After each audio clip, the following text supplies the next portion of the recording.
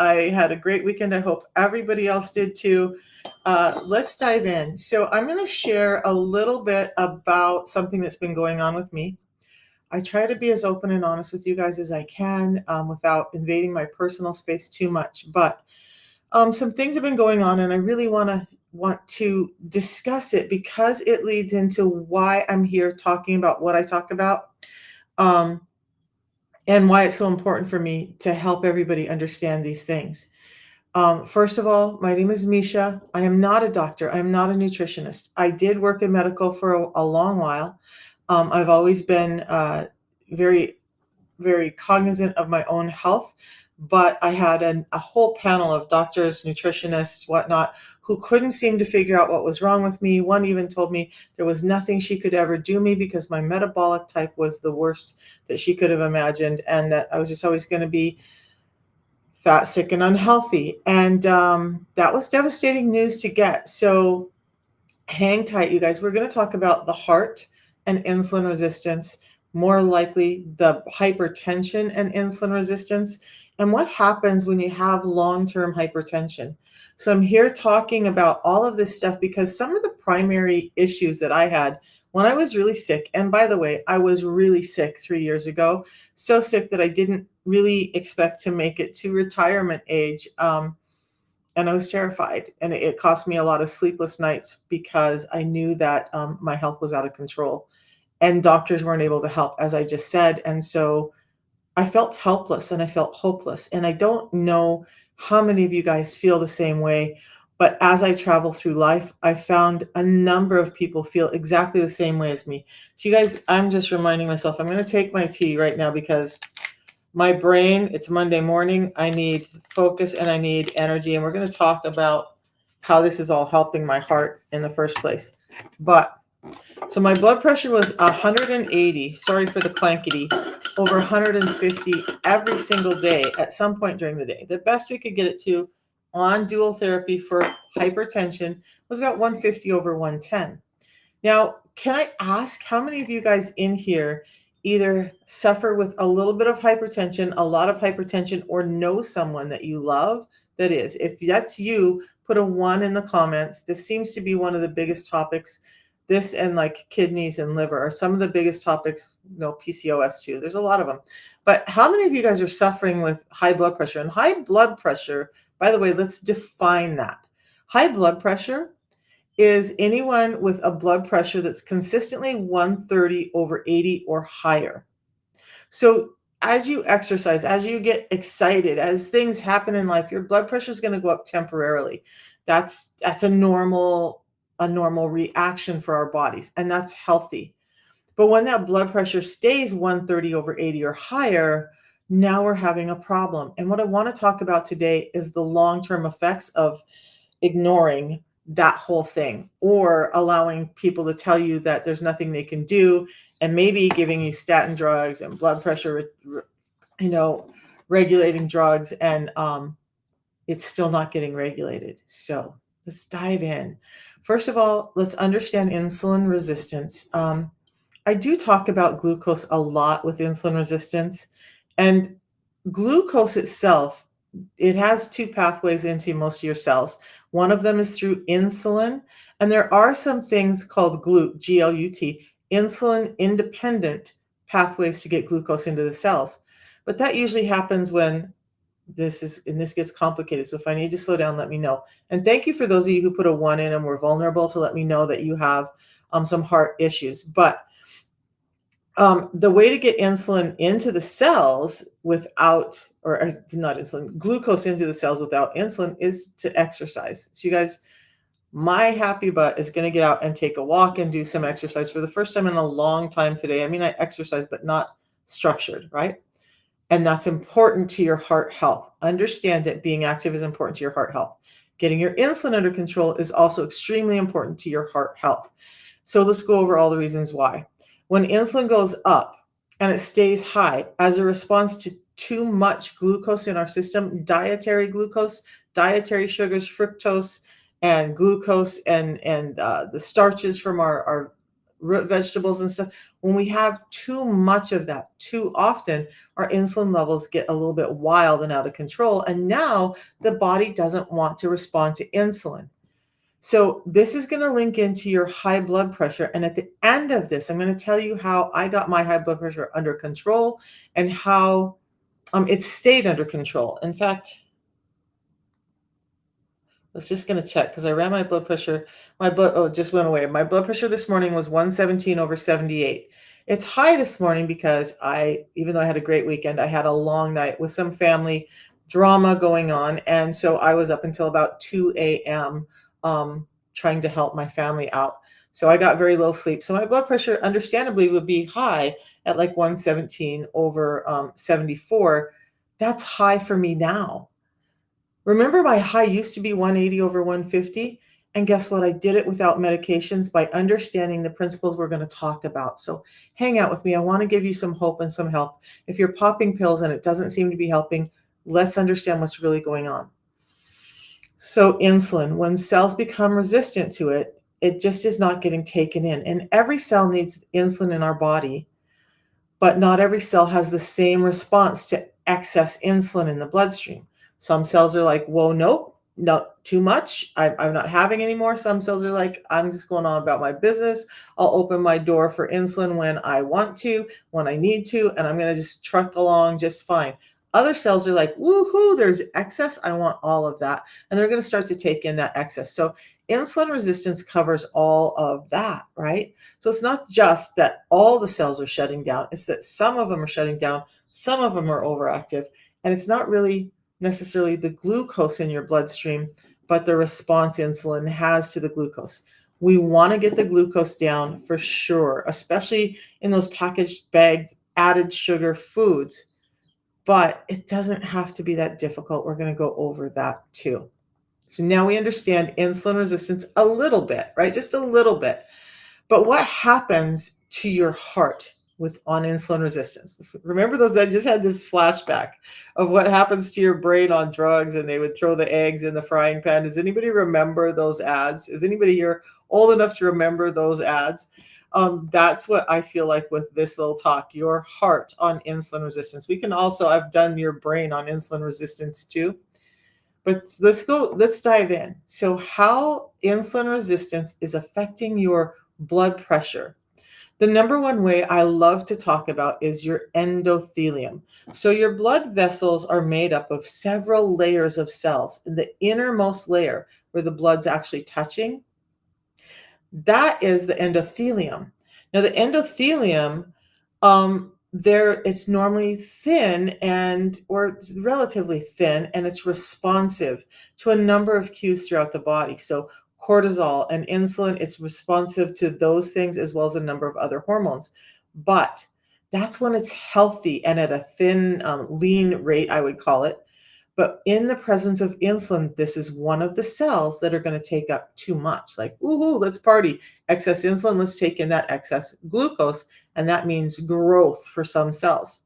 So when we have excess insulin getting into the endothelium, it causes a thickening of the endothelium. So now on the interior of your blood your blood vessel, it goes from a space like this. And as that wall thickens, it reduces that size to something like this.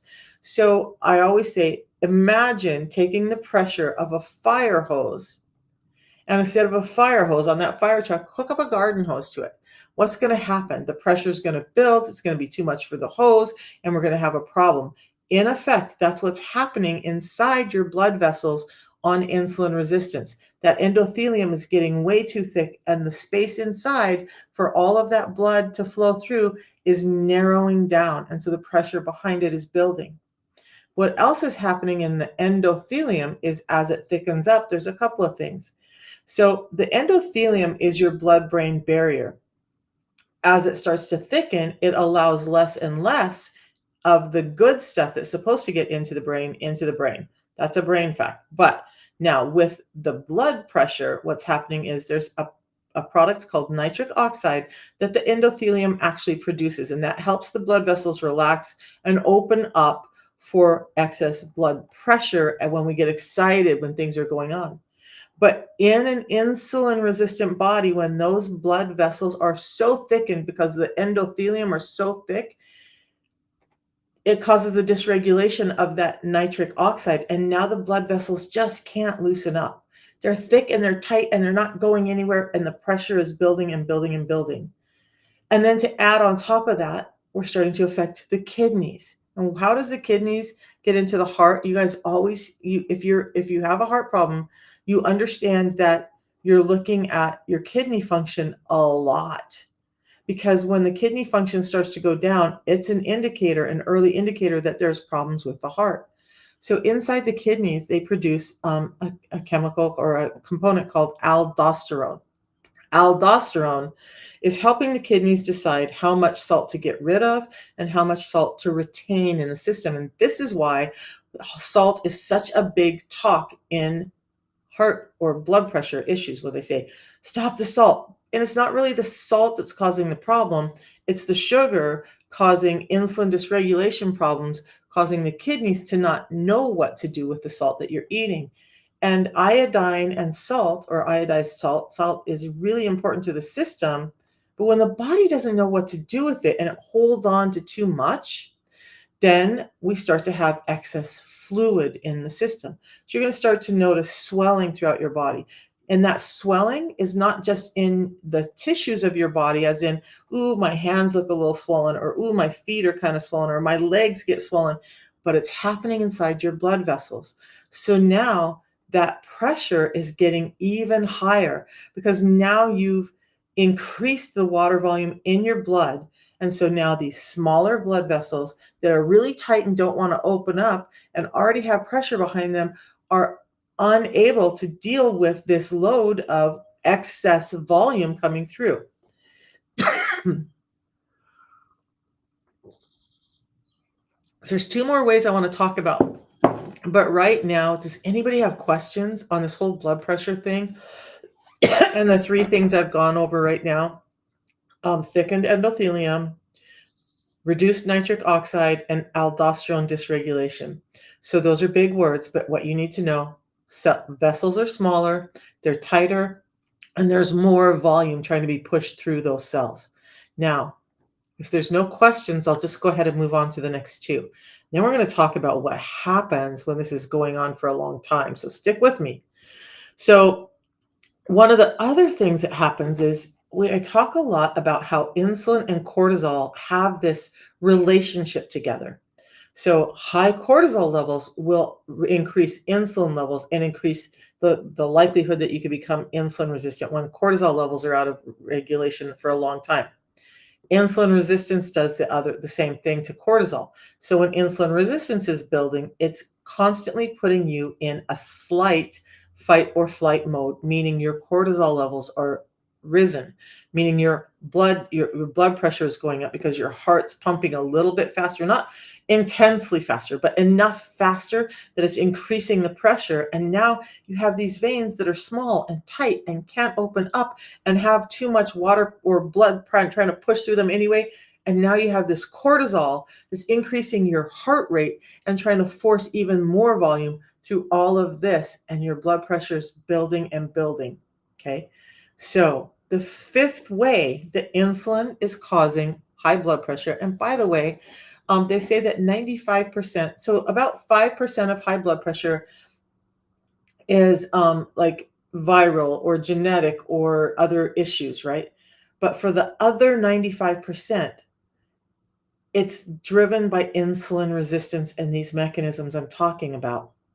So if you don't have this genetic component that's absolutely what your heart pressure is dealing with, it's likely that 95% of us with high blood pressure are dealing with insulin resistance. So hang on to that knowledge, because I'm going to show you how to overcome all of it without all of these medications that are causing further damage. Okay, because it comes down to our food and a number of things, but it's not hard.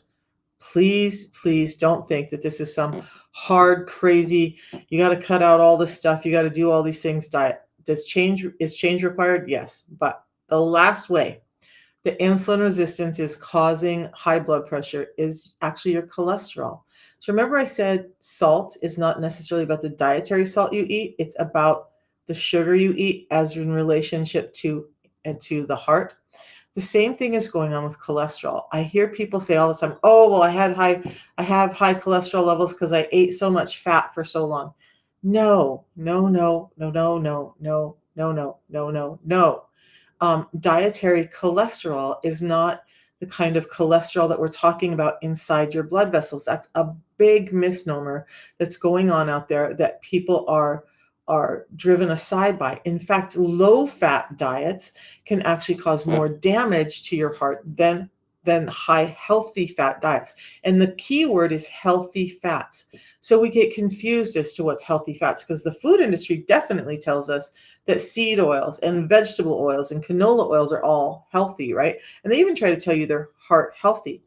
But those oils all can contain something called linoleic acids, and that linoleic acid causes inflammation in the system, which causes more insulin spiking, which causes more insulin resistance. So those seed oils, and this is coming from Dr. Ben Bickman and Dr. Pradeep Jamananda, I can't remember say his last name right, and Dr. Mark Hyman. So when we talk about dietary fats, what we want are things like olive oil, extra virgin olive oil, avocado oil, coconut oil, yes, butter and ghee, and the animal fats that are on the meats. Now, eggs have a yolk in them, and I can't tell you how many people are out there eating like the egg white thinking, oh, this is the protein part, and that yolk, that's the nasty cholesterol part that's causing me problems. No, that cholesterol part in the egg is necessary. Your brain has two sources of energy, glucose and cholesterol. That cholesterol is actually healthy for your brain. There's a reason it's combined with the white in a natural food because proteins need fats. So let's get over this misnomer that fats are causing my heart problems, or fats are causing my liver problems, or fats are causing my kidney problems. Those are all being caused mostly by insulin resistance problems, and that has to do with this. So in insulin resistance, the fat that's converting in our system from the energy we're eating is actually being broken down into a number of different components. When we look at LDL, low density lipoprotein, there's a couple of different types, and we're going to talk about type A and type B. So type A is a large buoyant type of lipid that kind of bounces around the bloodstream and it doesn't really cause a lot of damage. The type B lipoprotein, when it's out of range, when it's too high, it's small, it's dense, and it sinks to the cell walls really quickly. Well, that's great in normal ranges because what it does is it starts to plug in little gaps and holes as those blood vessel walls are tearing down and regenerating, and whatever's happening, it's causing these little wounds in the blood vessels to be blocked up and healed up with normal levels of LDL-B. The problem is insulin resistance starts causing a dysregulation of that. So this balance between type A and type B gets out of whack, and you have less and less of the big buoyant type A. You have more and more of the small dense type B. So why does that matter? Well, think about dropping a big beach ball into a stream or a river, or I say a creek, and some people say it's creek. Well, okay, whatever. I'm from the Northwest, creek. So when I drop a big buoyant ball into this body of water that's moving along, you'll watch that beach ball just kind of float on down the river, right? And even when it gets into nooks and crannies, it kind of bounces around and gets past it and just keeps moving on. The golf ball, however, is going to maybe travel for a little while and it's going to sink to the bottom. And if you drop enough of those in, you're going to look in the bottom of that riverbed and start to find a place where those golf balls are all congregating, causing blockages. The same thing is happening in our blood vessels. So that's the 5 ways. Now, if you want to get your cholesterol under control and you want to get your blood pressure better, you really got to start watching your insulin levels. So please, please, type 2 diabetics. How many type 2 diabetics do I have in here today? And even if you're not a type 2 diabetic, this is going to apply, and I'm going to tell you why. If you're a type 2 diabetic, put a 2 in just so I can see who I'm talking to. And if you don't know that you're probably type 2 diabetic, or that you're headed that way, check your blood pressure. Because if your blood pressure is that 130/80 or higher, you're headed towards type 2 diabetes. You're headed towards type 2 diabetes. Let's stop it now because I'm going to talk about what's been happening with me, and I want this to prevent this from happening with other people. Medell, thank you. So, what I want to say with type 2 diabetes, before I continue on with the heart, when if your doctor's giving you insulin, and if you're vulnerable enough to let me know that, would you tell me if your doctor has you on insulin at all? While we're deciding if you want to do that or not, and it's up to you. But understand that if this whole thing is because insulin is dysregulated in our system and our body is not responding to it, is the best thing that we can do to add more insulin, more of the problem, um, to our system.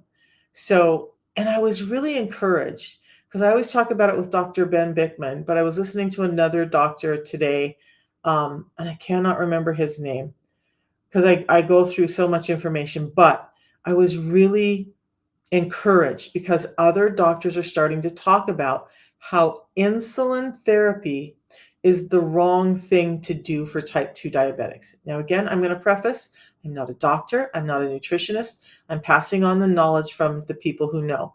Who is Dr. Ben Bickman? He wrote this book called Why We Get Sick. Oh, I have so many books on my desk. I was trying to search for it this morning. So it's this book here. He's actually one of the top metabolic scientists in the world.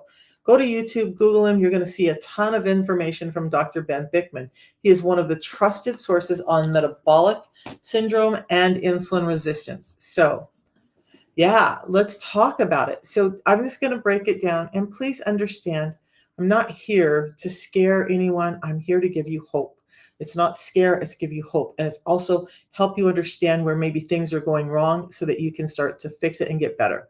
So, let's break it down. What Dr. Bickman says is giving type 2 diabetics insulin is making them sicker quicker, it's making them fatter quicker, and it's killing them quicker. More and more doctors are talking about this. So it's it's just how our doctors have been taught. I'm trying to search for words, but they've been taught a certain way, right? And that's what they're bringing to you. But science is changing, and a number of doctors have been admitting that they're never taught about insulin resistance in school. So all of these mechanisms, they were never really taught. And science is really just kind of delving into insulin resistance. So we've got to understand that piece. Insulin resistance means there's too much insulin in your bloodstream and your body's not responding to it. So the best resort is not to add more insulin, the thing that's causing the problem or the dysregulation, it's to get it under control. So to get it under control, we have to understand that we're eating too often and we're eating too much packaged, boxed, high sugar foods. That's the real problem. So all the medications are just trying to mask the fact that the doctor doesn't have time to sit down and talk to you about nutrition and what's going on in your body. So it's actually pretty simple. And we're going to cover a couple of things in a minute. But I want to look up my notes, you guys. I do use notes. So that's where high blood pressure is coming from. DJ, let's have that conversation in a little bit. I want to get through this heart stuff and absolutely message me. You guys, anybody can message me at any time. Go to my link in my profile and type into and go to the link in my profile. There's a WhatsApp link in there. Just text me. If you just want to have a conversation, that's fine. If you want to know more about what I did, that's fine.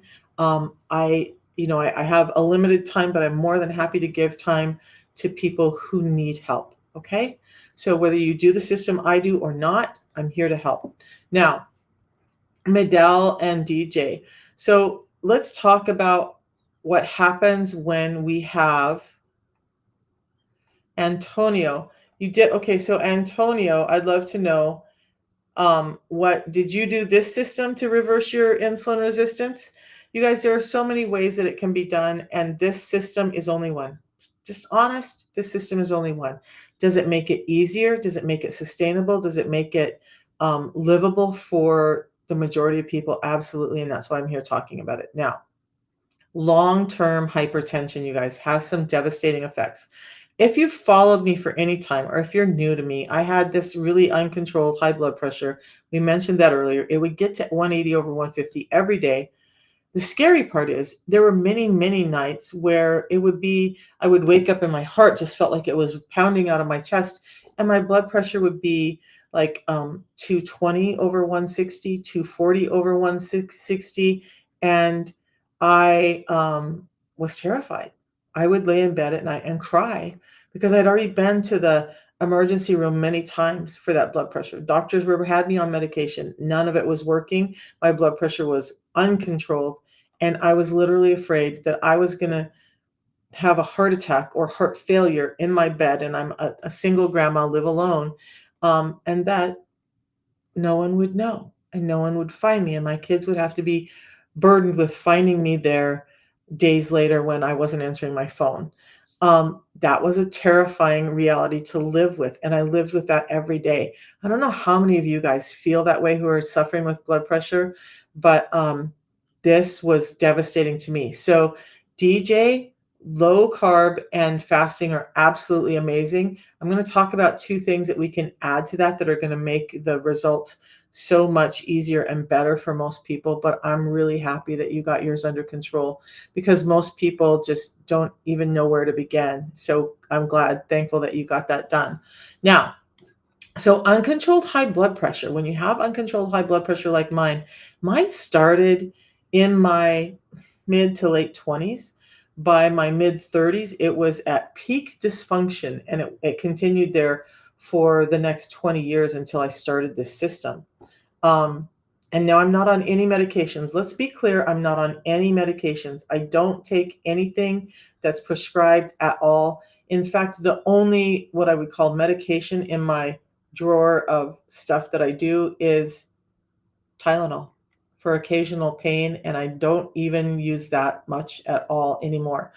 There's a big bottle of it laying there, a bottle that I would have gone through in less than a month previously that I don't go through now. But long-term hypertension is going to cause a lot of problems to your heart. Okay. So, and this is what I'm starting to realize now. I've been open with it. Like, how was my blood pressure that high? And I didn't have any damage, and and I'm upright and I'm okay.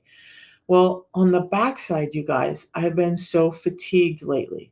And when I look at my blood levels, when I look at all the stuff, like my insulin resistance is under control.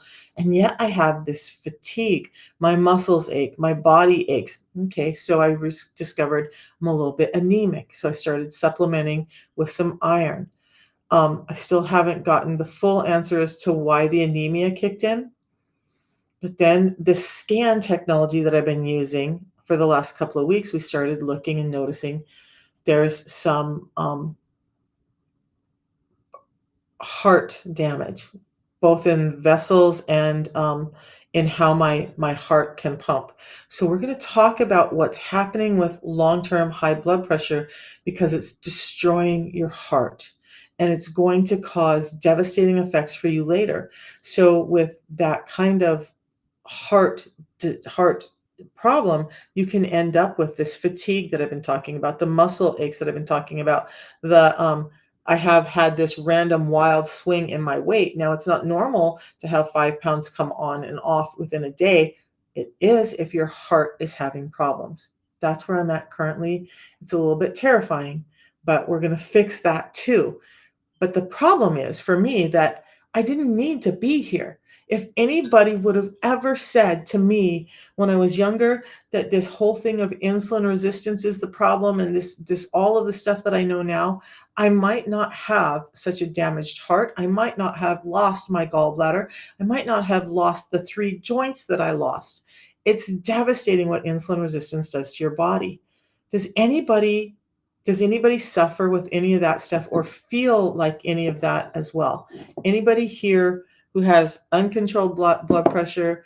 And you know what? The crazy thing is when we have some of these issues going on, we're concerned about it and we go to the doctor and we're not getting real answers and we're getting these medications and we're doing all of that, but we kind of stick our head in the sand like it's going to be okay. It's going to be okay. It's going to be okay. I'm not going to look around. I'm not going to understand. We're going to get this under control. There's this real fear that you go through that's really not even explainable to most people.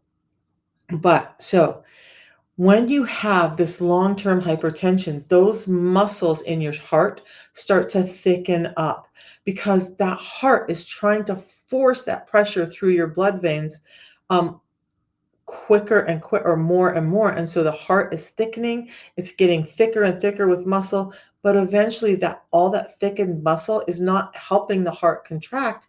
It's actually slowing down how much the heart can contract. So we go from, hey, I want to help, to, oh, this is too much and now I'm worn out. So with long-term hypertension, your heart muscles are getting thicker, but they're less active. It's getting worn out and it just can't pump as well. It's also destroying, because of the vascularity problems, uh, vessels to the heart, which are causing even more problems. But the other thing is, okay, so we talked about the thicken and work harder. Great, great, great. Talked about that. The hypertension, I talked about that. But those issues are like coronary artery disease, heart attack, stroke, and it can contribute to the development of angina, chest pain. So if that thickened, if you're feeling tired and fatigued, I mean, check with your doctor. Please, please, please check with your doctor. I'm not saying don't. I'm just telling you, yep, high and low blood pressure. And that dysregulation can really be linked to insulin resistance. If your doctor has not told you that there's a genetic or a viral bacterial cause for your high blood pressure, understand that it's likely insulin resistance. And I'm gonna talk about how I got my high blood pressure better and how now I'm focusing on getting my heart strengthened up to repair some of that damage. Now, it's only been 3 years I've been on the system and my blood pressure is now normalized. Remember, it was 117/74 this morning. Amazing blood pressure for a 60-year-old woman. That's an amazing blood pressure. Now, um, let me take a look. So, heart failure, coronary artery, we talked about all that. Structural changes. Oh, so some of the things that are causing it are not just the insulin resistance, but the obesity that comes along with insulin resistance, the chronic kidney disease that starts happening with insulin resistance. We talked about that a little bit. But the other things would be, like I said, the genetic factors and whatnot. Now, how do we help it and what do we do to reverse it? What I did was simple. I did a tea in the morning, a very specific tea, and a pre-meal drink that is really high in fibers. We're going to go over those couple of things here shortly too. But I want to talk about chlorogenic acids and I want to talk about fiber and your heart. So I was listening to, you guys, I listen to stuff on both sides, by the way, and then I just piece together what works. I'm going to encourage you to do that too. Okay. If you hear what I'm saying and you really love what I'm saying, great. If you're like, I'm not sure and I want to go listen to that person, it's your life. You get to go listen to whoever you want to and do what you need to. But I was listening to this dietitian talk about the system I'm on, and she brought up some good points. And then she brought up some stuff where it was obvious that she's not ever experienced it or really dove into the science about it and how it can help. And we're going to talk about it, okay?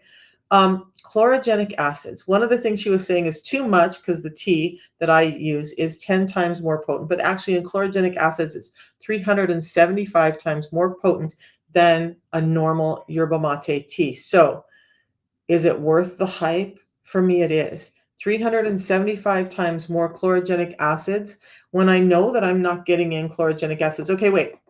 I want to ask, and this is an honest question. This is an honest question. You guys, would you rather know that you could drink a tea like I'm drinking this morning and increase chlorogenic acids, which I'm going to explain in a minute, or just, let's say, just increase a very very necessary or helpful component in your blood? Would you rather just drink it in a tea, or would you rather have a list of foods that you need to try and eat every day to get this amount of chlorogenic acids?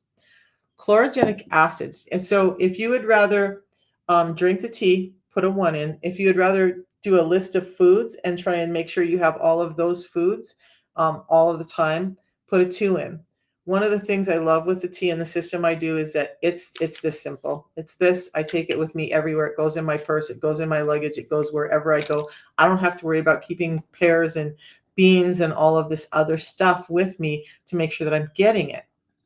So that's me, and Nancy. I would rather, and Gail and Maydell, I would rather just have what I need in one thing and I don't have to think about the rest. Because here's the truth. Yeah, yeah, we should all do better with our food and our diet. How many people, like I'm older, I'm 60. So I came from a world before the internet, before computers, before we had all the social media and all of this information inundating us all the time, right? I came from that time. Life was simpler. Could I focus more on those foods if I had the knowledge, if I had the availability to the knowledge at that time? Yes. But in today's world, we're all inundated. We're expected to have more and more and more going on and being done. And we're so overwhelmed with this inundation of stuff in our lives that sometimes making even small dietary changes can feel impossible. Denise, thanks for your response too. So, what I want to do is simplify it for people. Now, look, if you can take the steps that Antonio took and make that sustainable for you, absolutely do that. But if that doesn't sound like you, let's understand that something as simple as this tea is actually increasing those chlorogenic acids. Why does it matter with chlorogenic acids? Chlorogenic acids can help reduce your blood pressure. They have a vasodilation effect in your blood, meaning those blood vessels that were so tight and small, it's helping them relax and open up, slowly helping that blood pressure get better. So when those vessels are able to relax and widen, absolutely your blood pressure is going down. So it's also helping that endothelium inside the vessels straighten out, just like normalize again. It's like they start to thin back down to a normal size. Now we're getting proper nutrients to the brain. Now our blood pressure is going down. Chlorogenic acids do a lot for us. Chlorogenic acids also express a GLP-1 glucagon like peptide response in our system. So the fact that this tea is 375 times higher in those chlorogenic acids is impactful. But chlorogenic acids derived in this high amount from this tea are also helping with heart failure and preventing heart attack with antioxidants and anti-inflammatory effects on the cardiovascular system. Now that's just chlorogenic acids in general. So what I'm asking you to understand is that when you take a bagged tea, a steeped tea, and you replace it with something like this that's 375 times more potent in that one component, now we have something golden, right? Now we have a real chance of helping not only address the insulin resistance, but hopefully the heart and the blood pressure on the other end. If we're looking at it from the fact that the system is helping insulin resistance and the insulin resistance is causing your blood pressure, now we're understanding the reality of what's really going on inside your body.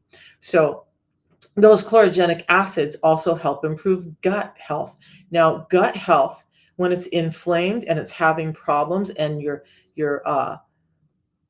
immune system is down because it's all nasty inside your gut, that leaks out and affects your heart as well. So getting that gut clean can really help with your heart function. So chlorogenic acids, I usually talk about it in relation to weight loss because that's where everybody talks about GLP-1 and chlorogenic acids really spike that up. But I'm talking about your heart. Chlorogenic acids have so much good that can be done in the heart. They can inhibit the oxidation of that LDL cholesterol, preventing the buildup of that plaque in the arteries and reducing the risk of atherosclerosis. Atherosclerosis. Why I always stumble on that word, I don't know. Atherosclerosis. So they also play a role in regulating lipid metabolism, which can help healthy cholesterol levels. So now it's helping those blood vessels open up. Chlorogenic acids. It's helping reduce that negative LDL. Couple of big things that I talked about this morning, right? It's also helping with warding off heart failure and preventing heart attacks through those antioxidant, anti-inflammatory properties. But it's all provided in this one little tea. So I'm just checking over some notes because there's some information here that I didn't even know about, you guys. So vasodilation, we talked about that endothelial function. Yes. So they're improving that endothelial function and increasing that nitric oxide bioavailability, which contributes to lowering your blood pressure. So now your endothelium is thinning back down, chlorogenic acids. The nitric oxide production is starting to normalize, chlorogenic acids. And then those antioxidant and anti-inflammatory properties are helping keep all of that inflammation out of the heart and reducing oxidative stress that's linked to high blood pressure. Okay. Chlorogenic acids, who knew? I've talked about it so much with weight loss. Who knew the chlorogenic acids were so prevalent in our heart health? It's one of the reasons why my blood pressure went from, oh my God, high to, oh my goodness, it's normal. So chlorogenic acids were one of the keys in how I got off of all the medications to get all of my health so much better. And I didn't even know what was happening. I was just drinking a tea and like, hey, my blood pressure is going down. Hey, I'm losing some weight. Hey, I have more mental clarity. Hey, I have more energy. Who knew that that chlorogenic acid in here was creating so much health in my heart? That's one of the key components that happened with my heart, why it's gotten so much better. So if you're struggling and you're sick of medications and you're just sick of all the runaround you get and being told that, oh, it's all your fault or, oh, whatever, maybe give the tea a try. Look, it has a 90-day money back guarantee on it's going to lower your triglycerides, your A1C in 90 days. Now, let's be real. I had someone I've talked to last week and who was like, my triglycerides were this level a year ago. I just did my panel again and my triglycerides are about the same. The system didn't work. And I'm like, did you do a panel just before you started the system? Because triglycerides can climb rapidly when you're sick. So if you took a panel a year ago and then you didn't start the system until 9 months later and you didn't do another lipid panel, we don't have a clear picture of what really happened. It could have been that your triglycerides were really up and then they came back down. But the bigger indicator for all of this, it's going to address your lipids and all of that, is your A1C. The company also has a test that you can do just when you start the system and after 90 days in, and that will give you a better idea of what's happening with your A1C. And it's only like $45, requires no medical doctor or anything. You just send in the blood work with a finger prick. And you can get those answers and really see what's happening with your A1C, see what's happening and how your body's changing. But triglycerides also vary wildly. So they can go up really quickly and they can come down really quickly. And then it depends on everything else that's going on in your life with your triglycerides. So understand that if you want a real picture on it, you need to have one just before and one right after, because who knows from a lab panel a year ago what you're actually at a year later. If you're falling into insulin resistance and leading more towards diabetes, it's probably all climbing, and that year ago picture is probably not enough. Okay, enough of that. So now, the other part of the system that we do includes fiber.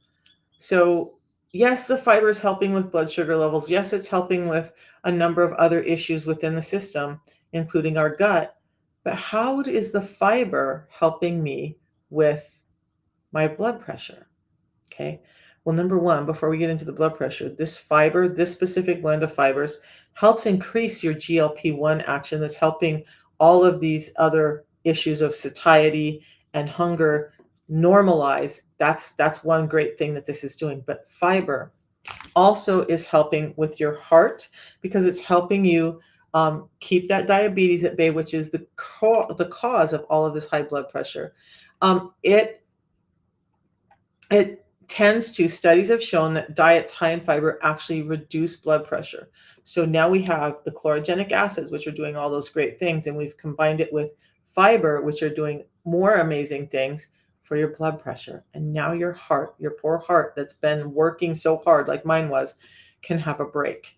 And hopefully you don't start having angina and this early stage heart failure that I'm experiencing, some of the things that are going on with the fatigue and the swelling and all of that stuff that we're trying to get under control. By the way, getting up and moving your butt, getting some exercise, which is my problem. I haven't been doing it because I've been here at the computer so much. That's going to help your blood pressure too. Now, intuitively, I knew that high intensity workouts like I was doing may not be the healthiest for me right now because I was always so worried about my heart. Lower intensity and weight bearing exercise can actually help your heart. So put that in your bag too. That's not going to cost you anything. Go take a walk, go for a light jog. I'm not talking about intense, like get your heart pumping too high cardio. In fact, years ago, I had fallen into this, and I still love this type of cardio. I do a modified version of it. It's a HIIT type cardio from, I don't know if anybody remembers Bill Phillips, but it was a condensed cardio in 20 minutes. And studies were showing that that type of cardio in 20 minutes did more benefit for the body than a long hour-long session of intense cardio.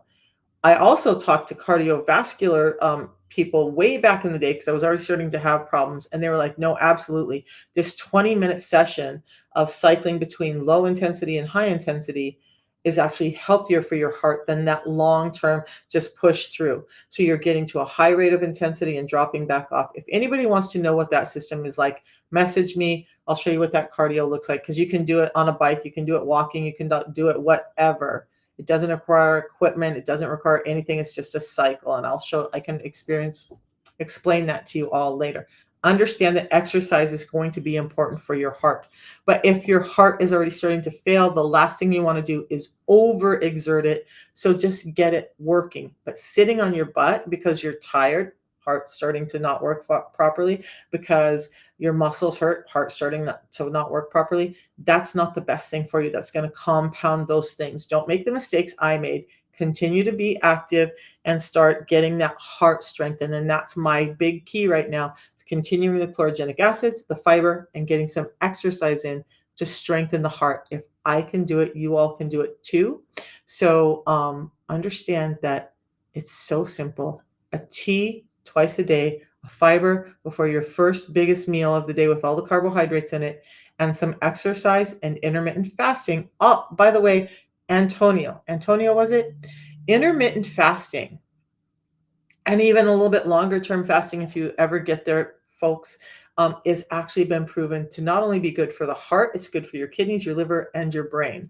So don't be afraid of fasting. It's one of the best things you can do for your health overall. And there are so many fasting experts out there who can talk about the benefits of it. I kind of talk about it at an overview, but include those things. So the chlorogenic acids from the tea, the fiber from the pre-meal drink, exercise, and intermittent fasting. Those are 4 things you can do for your health. Now, I have 6 simple tips that I give all the time for getting your insulin resistance under control. It also relates to your heart, and that's going to be fiber first, prioritize protein on your plate, then make sure you're getting in healthy fats. Remember, healthy fats, not those seed oils, those ones that are high in toxins and linoleic acids, but those extra virgin olive oil, avocado oil, coconut oil, butter, ghee, and animal fats. Those are actually heart healthy, right? You've probably already been told for years that those fats you got to stay away from or it's going to damage your heart. Wrong. Science is showing different now. So those are the things. Fiber first, prioritize protein, fill up with those fats. If that's all you do and you cut carbs completely, great. That's called carnivore, except for the fiber, but that's great. I mean, I wasn't sure about carnivore, but I'm learning more and more about it, and I'm leaning more and more into a carnivoristic diet, which I'm already kind of doing. And then limit your carbs. Because understand that it's not just the amount of sugar. When you start to get insulin sensitive, then your body can understand what to do with sugar in the right amounts at the right times. But right now, your body's probably being inundated with all of these forms of sugar that it just can't cope with. That sugar is driving up your insulin level. That insulin level is causing all this dysregulation. So we got to start at the start and get control of the insulin level by controlling some of this food we're eating. And it's not just about the sugars, it's about getting in enough protein and fats as well. Okay, so fill up with protein and fats, limit the carbs. Okay, then the next 2 suggestions we've already talked about are do some intermittent fasting and exercise. Okay, so intermittent fasting is so simple, you guys. My day looks like this.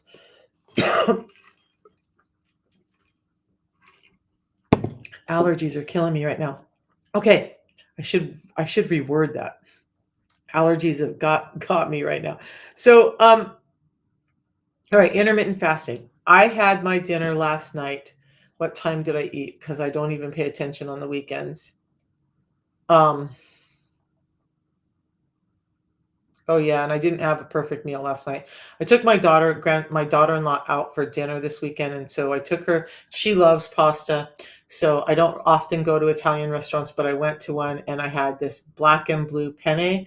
So blackened chicken with blue cheese crumbles on some penne. Amazing. Maybe not enough protein. So I've talked about how I supplement with protein beforehand, but I had the leftovers of that for dinner last night. That was about 5 p.m.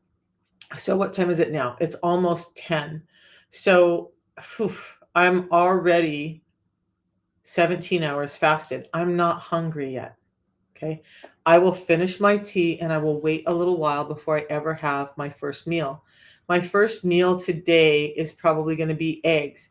The more I learn about eggs, you guys, the more I love eggs.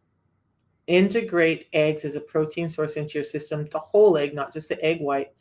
More and more people are advocating for that now. More and more doctors and metabolic scientists are talking about, the two best foods really are red meats and eggs.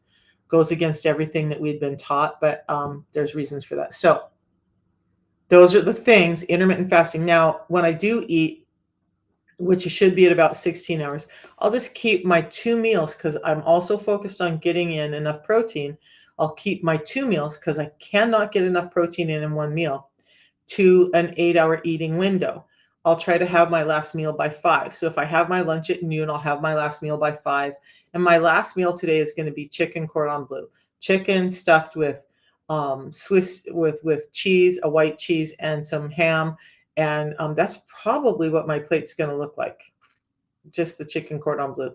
I may throw a salad in there, but I will definitely have my fiber before I start because of the heart reasons, because of the lower blood sugar reasons, because of the insulin control reasons. I do both of these things every day. And it's really helped with my blood pressure. So if you want more info, just let me know. Go to my profile and you can find it there, or just message me because I would love to talk to you about it and answer any questions you may have. If you're nervous, like, I don't know if this is for me, I don't know if this is going to be able to help me, I don't know where to go, just message me. 39, how much protein and fiber do you need in a day? Mandy, that's a great question. So let's transition into that. So protein and fiber are becoming two of the main components that I look for in my daily dietary. They're actually the two things that I focus most on in my day. So let's start with fiber because that's the easiest one. Fiber is for adults is pretty much the same for most of us.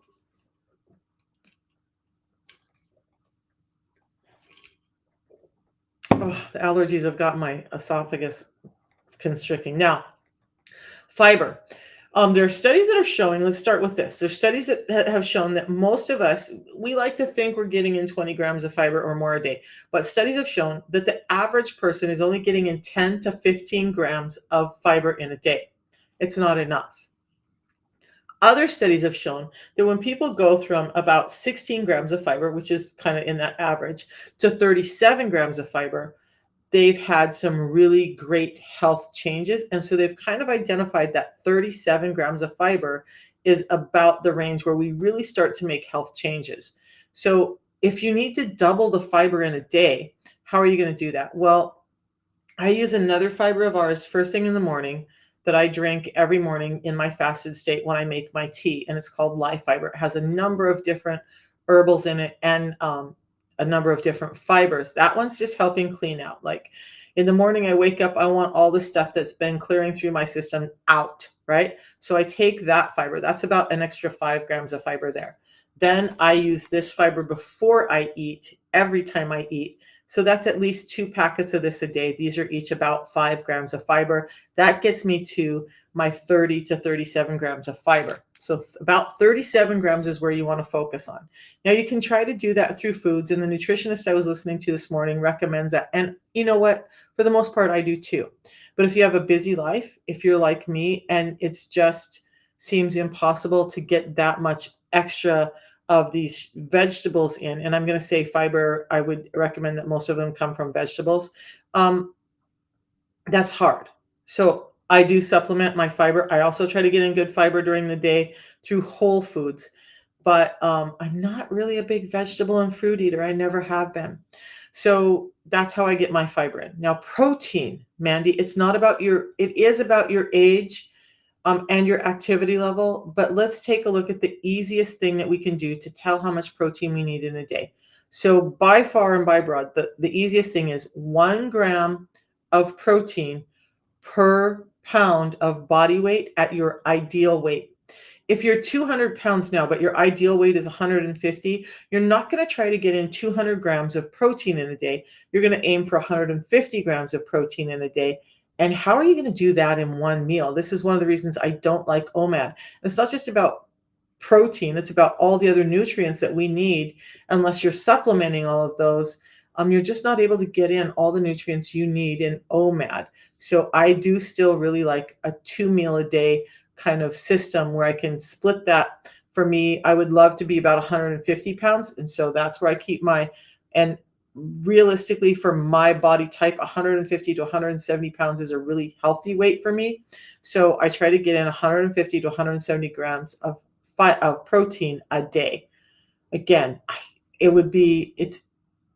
I can't even imagine trying to eat 150 grams of protein in a sitting. I regularly get 50 or more grams of protein in a sitting. Now, sometimes before I eat, if I know that my meal, like last night, is not high enough in protein, I will supplement with some protein shake. And how I do that, and one of the things I'm learning to do recently, Mandy, I hope this is helping, is I will take my my balance, my fiber, and because when fiber and protein are mixed together, it really um, increases that GLP-1 action. It increases some of the satiety action. It increases and it decreases, by the way, protein and fiber together really decrease the glucose spike as long as you're keeping those carbohydrates at the end and keeping them normal and regulated, lowered, then that protein fiber combination really helps everything that we're talking about. So I'll put a couple of scoops of our protein in with the balance. That means I'm getting about 20 grams of protein in before I even sit down to the meal. Now, if my meal is a little deficient in the protein that I know I need, but it happens to be like for her birthday this weekend, a meal that I'm just going to sit down and enjoy, then I can manage that.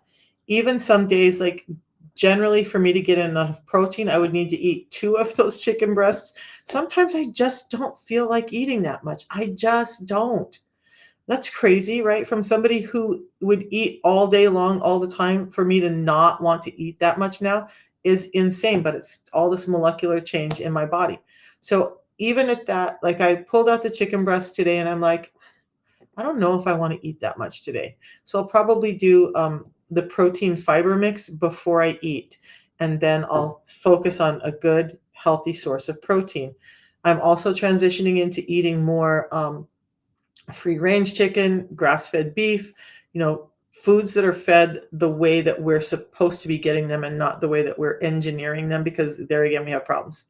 I hope that answers. So for you, depending on your weight, I'm going to say if your average weight, ideal weight is 150, you should get in about 150 grams of protein. And fiber, everybody should be aiming for 37 grams or more of fiber a day. Now, the age part comes in because, of course, the younger and more active you are, then you might want to titrate that protein level up a little bit. The older and less active you are, then you can bring that protein level down a little bit because your muscles just don't have that need for it.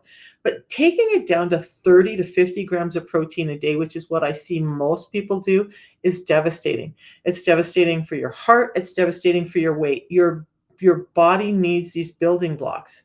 It's not just about the glucose that gives you energy and fuel, but you have to have building blocks because your entire body is continually in this recycle cycle, right? Like it's taking cells and it's tearing them down and then it's building new ones up. So if we don't have the energy to do that, and we don't have the building blocks to resource that new building, we have a problem. So getting in the right amount of energy with protein is a huge component that's going to help you feel better. And Antonio doing keto and intermittent fasting, that's absolutely what's happening with him. Now, for those of you guys who can't maintain that or don't feel like that's sustainable for you, the goal with the system is the tea helps me feel more full right off the bat. So I don't have the breakthrough hunger. Then the fiber before I eat helps me feel fuller before I eat. I'm less likely to overeat. And then it's giving me all of those other good components that the fiber can do for my heart, for my gut, for my weight, for all of it. So those are the things that I do. I do the tea daily. I do the fiber before I eat anything. And then I just really prioritize protein and healthy fats in my diet. So much so that like I'm out of olive oil. So I have to go get more today and I keep forgetting. But I don't have any of those other oils in my house.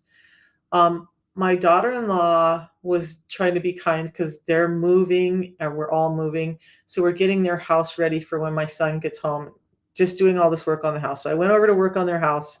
She wanted to feed us, and so she bought some chicken from one of the places here in town. Wasn't Chick-fil-A, but it just like some whole like fried chicken though.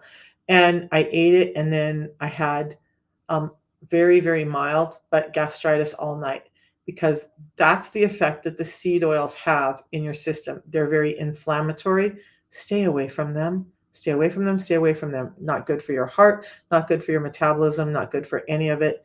Focus on the healthier fats and you'll be fine. So, okay. Does everybody understand what we're talking about today? Now, the whole reason I woke up today and said, I want to talk about the heart is because now this is just a Misha moment, okay? Because this weekend I was really struggling with my health and my longevity and the implications of having uncontrolled insulin resistance for 30 to 40 years and the damage it's done to my body and now having to fix that. And I went to bed last night thinking, these are my thoughts. Like, I'm devastated.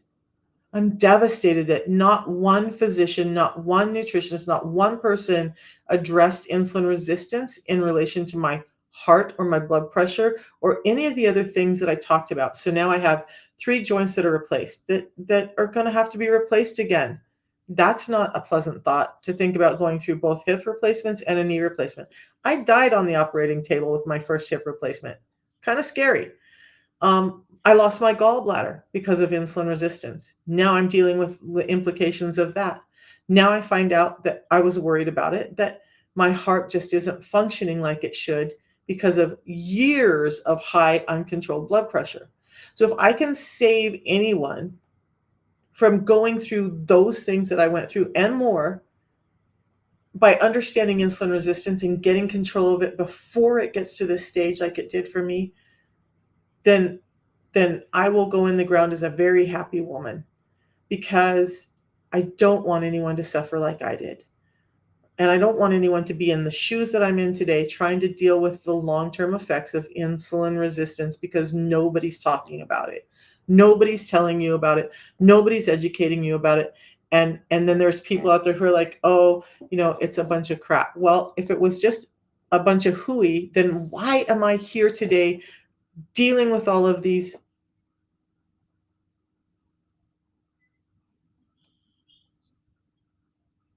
Sorry, my my TikTok is making me verify again. Dealing with all of these health issues now. Deal with your insulin resistance now and don't deal with these things later. And then, the things I haven't had to deal with, kidney failure. I've talked to so many people with kidney failure, with all of the stuff up here, guys, PCOS, Hashimoto's, kidney failure, not just the heart disease. It all links into insulin resistance, and it's easy. Sometimes I talk too much and it sounds complicated. Here's the thing. A tea twice a day, a pre-meal drink before you eat that are helping give you all those components that are helping your heart, limiting your carbs, switching to focusing on protein, fats, and getting fiber in first. That's it. You're not going to feel hungry all the time. You're not going to feel anxious all the time. You're not going to have all of those issues. You're going to start feeling better. In fact, I woke up today because you guys all know by now, if you know me, you know that weekends are family time. I did take some calls this weekend because I love my tribe, and there was a couple of questions that I felt like needed to be addressed. But I came in this morning to a bunch of messages from people like, I'm feeling great 1 month on the 1 week on the system, and I already have more energy, and I'm already starting to see weight come down, and my clothes are fitting better, and some of the swelling is going away, and I'm sleeping better. But there was a woman who's been on the system, and I've got to get her permission, but I want to share this message that her doctor sent her, because in 6 months on the system, woman went from extremely diabetic and having blood panels that were way out of control to, her doctor said everything in her blood panel is normal. There was one small thing that was out, and I think it was how her body is expelling protein, which tells me that maybe she had a little bit of kidney damage from long-term insulin resistance. Again, not a doctor, can't diagnose, but in my brain, that's where it goes. But overall, her blood work and her health is drastically changed in 6 months, so much so that her doctor's just like, wow, I wouldn't have guessed that this could have happened by doing that system.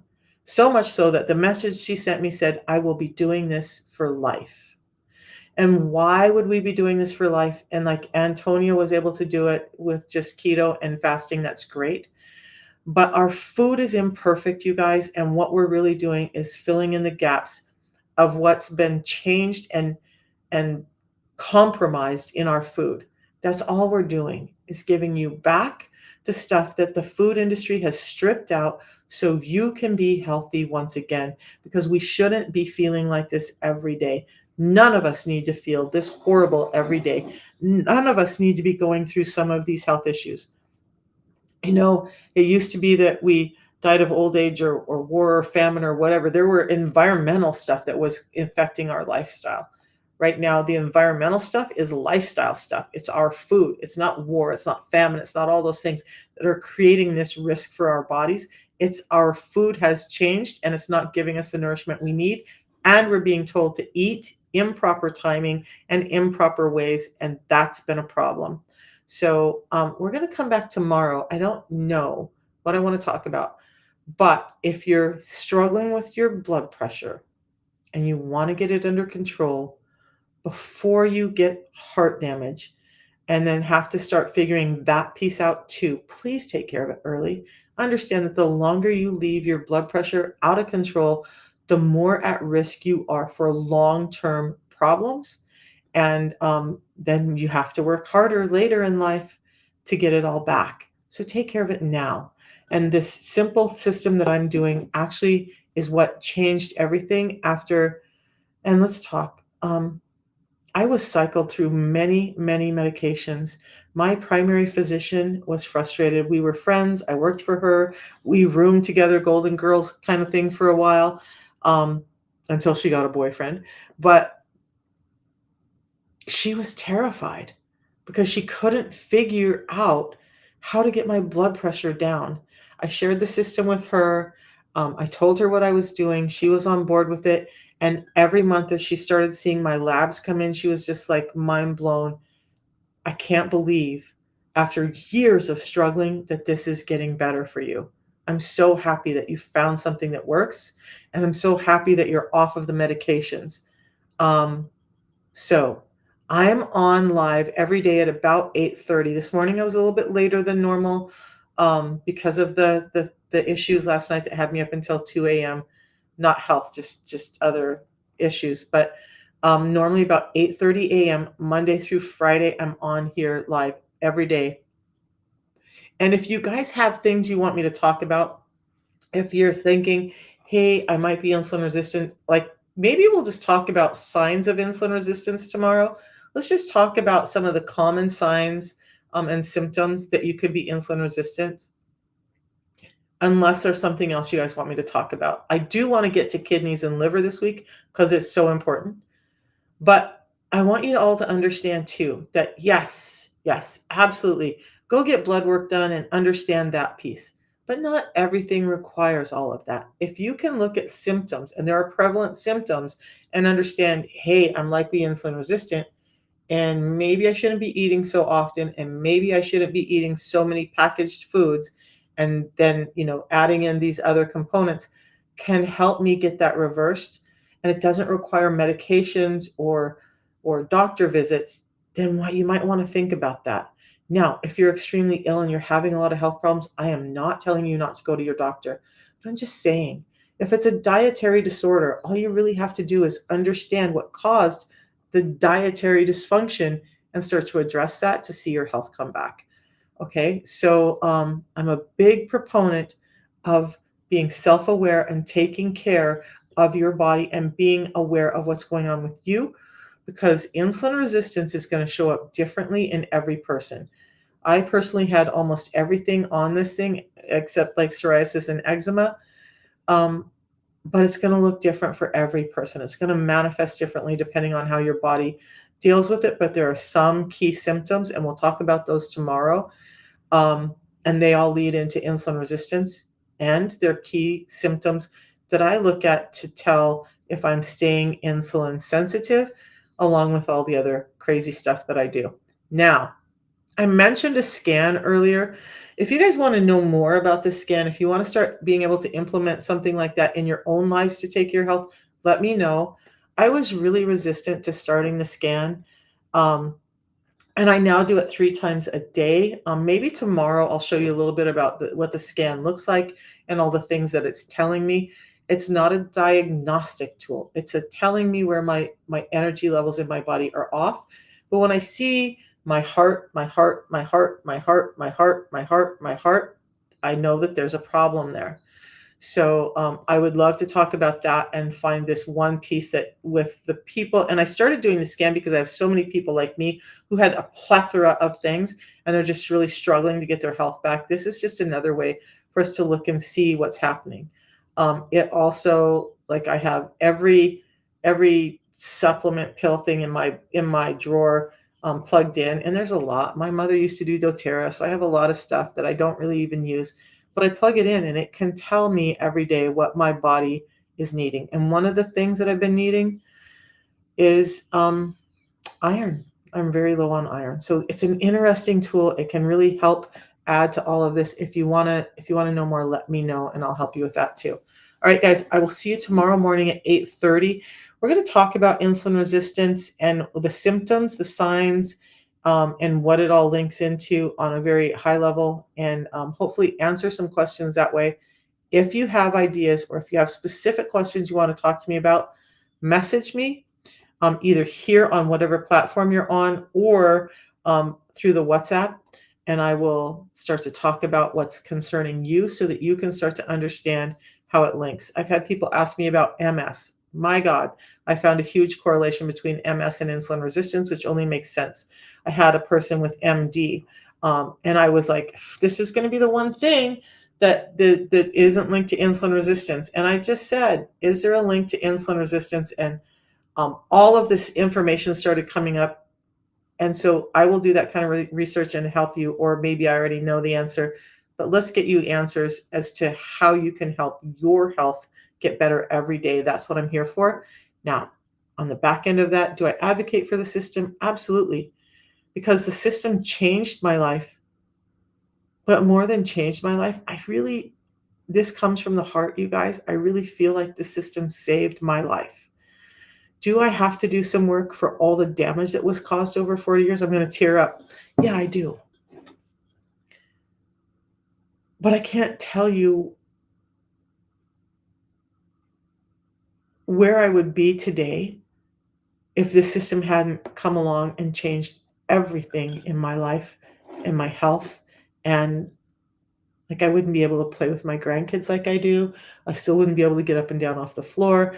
Yesterday, multiple times a day, my condo is right off of the staircase and down the hall from an elevator, and it was really important for me to have an elevator because I have joint problems.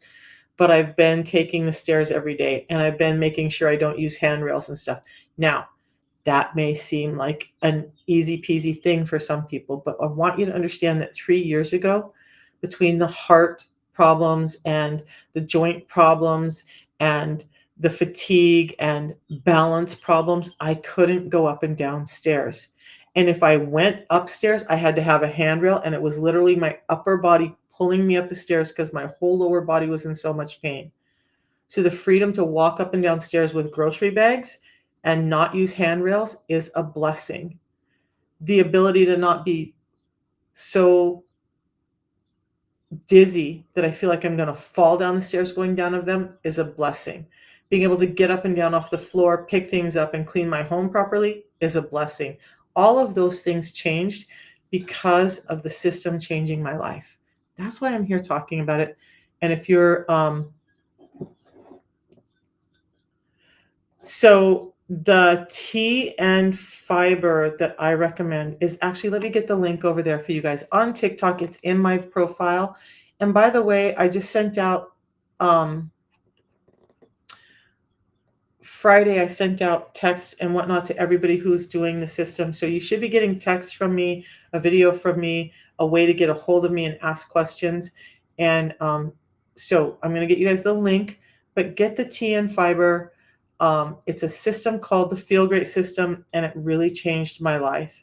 Now, I said I was going to get off, but I'm going to show you guys a couple of other things because I just feel this is important. So this is what the system looks like on a daily basis for me. Just to explain, and I'm going to get that link over there. Let me get the link over first before I forget, because I will forget. Seems simple, right? The life of an ADHDer. Oh my gosh, I'm learning so much more about that too, that it's insane.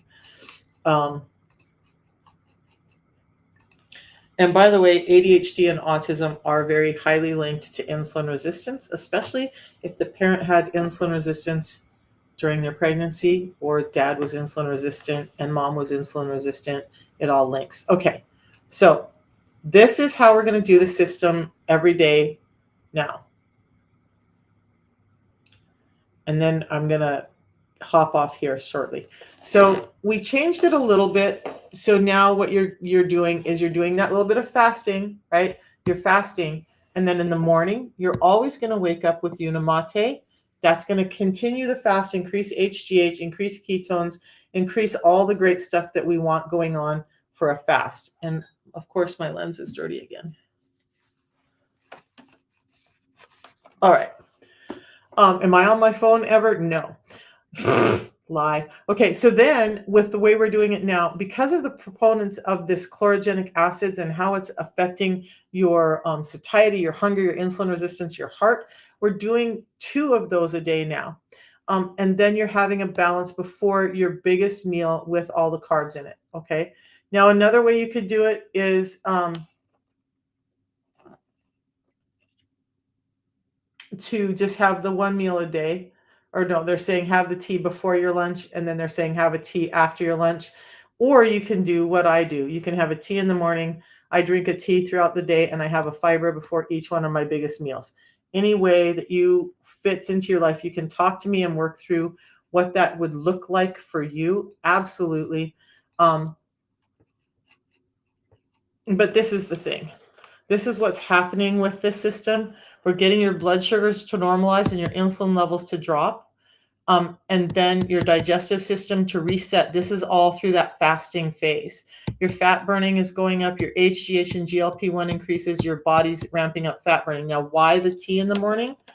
For all those benefits of waking up, having energy, having the satiety, helping your heart rate, all of the fat burning, and it actually helps increase your ketones. It increases your ketones.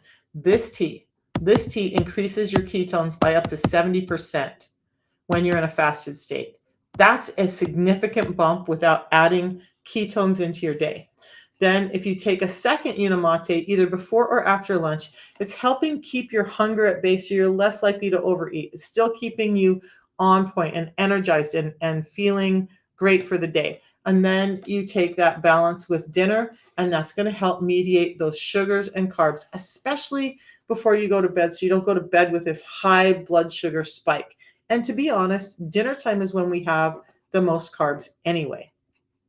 But This is just it in a snapshot. Your unimate, have a first unimate, a second unimate, your balance, and then you're going to fast for about 16 hours. I can talk about fasting this week later and why it's such a big piece of this system. But this is that unimate. So what this is about is GLP-1 production.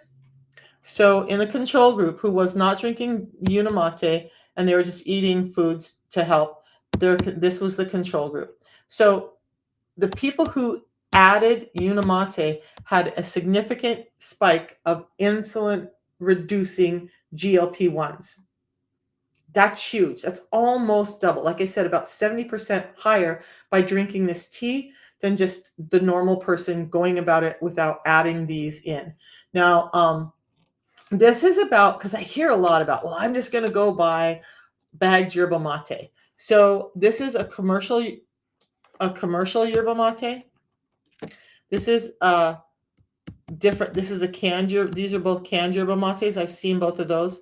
And then this is unimate. So what that's showing is the green is theobromine, which I haven't talked about. Maybe we'll talk about that tomorrow. The caffeine level is a little bit higher in yerba mate because it's concentrated. But the chlorogenic acids, do you see that yellow line? How much more of these heart-saving chlorogenic acids there are in this tea as opposed to any of those commercial grade yerba mate teas? It's significant increase in chlorogenic acids that are helping your heart rate. That's why I love the tea. Now, when we look at this one is about if somebody was just drinking water as opposed to adding unimate. So the control group is the dark line in green. They're just adding water, and they were gaining weight with their normal diet, just adding excess water, more and more water. Now, the group who started drinking the chlorogenic acid-filled unimate actually started maintaining, if not losing weight. They started seeing significant changes in their weight. That's from the unimate tea. When we look at the fiber, one of the other things, and I want to get this out today, I'll probably talk about it again tomorrow, because I was triggered. I was honestly triggered because this lady this morning was talking about fiber and how you could just get it from Metamucil. I want to show you the difference between this and Metamucil. Now, one of the other things is I've had people who are like, tried the Metamucil and were convinced that that was going to work and then called me up and said it didn't work. I've had people who were doing the system and had people convince them that the Metamucil would work the same. So they stopped doing this and they started doing this. And within a few months, they came back and said, I need more of this because this just isn't doing it. And then I've had a woman who said she was doing this and her husband was doing this. And he was like, I'm not going to spend the extra on this. I'm just going to do this. One day he ran out of this. She put this in his lunchbox. He came home that day and said, I will never buy this again. I will want you to get me some of this because this made me feel a difference on day one. And I can tell that it works different. And he was not an easy person to convince. So yes, there is a big difference between this and the Metamucil that you're seeing on the shelf. Maybe I'll just talk about that tomorrow, but just understand that we will talk about it tomorrow. Because I just looked at the time and realized I have to get on my morning calls, and we'll see you tomorrow. And thank you guys for hanging out with me. Thanks for trusting me. And I hope that my hope is that any of the information I gave you today, again, whether you do the system or not, and I would love if you did the system and I would love to be your coach, but whether or not that's true, if you got help from this and you now understand your blood pressure better, and hopefully my hope is that you guys take your blood pressure serious because you don't want the long-term implications of what happens to your heart when you leave it uncontrolled for a long time. Don't stick your head in the sand and say, hey, my blood pressure is high, but it's going to be okay. It's going to be okay. It's going to be okay. No, it's weakening your heart. Take care of it and take care of it now. We'll see you guys tomorrow and we'll talk about a little bit more. And just bring me your questions. I'm more than happy to answer them. Have a great day.